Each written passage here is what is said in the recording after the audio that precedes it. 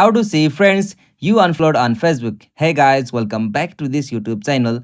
Today I will show you that how can you view or see the friends that you have been recently unfollowed on Facebook.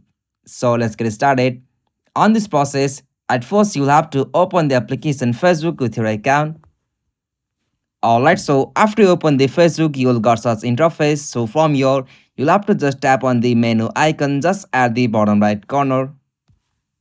Okay, so from this section, you'll have to scroll down and go the options like settings and privacy. Or let's tap on settings. Okay, so from the settings and privacy, you'll have to scroll down at the bottom and go the options like activity log. So simply tap on it.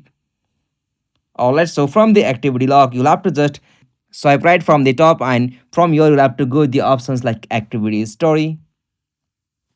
Alright, so from this section activity story, you will be able to see the friends which have been recently unfollowed on Facebook. So from here you can easily find out or see the friends you unfollowed on Facebook. So this is the easiest and simplest method. Hope you found this video helpful to you, and please don't forget to subscribe our YouTube channel for more quick and short tutorial like this. Thank you for watching this video.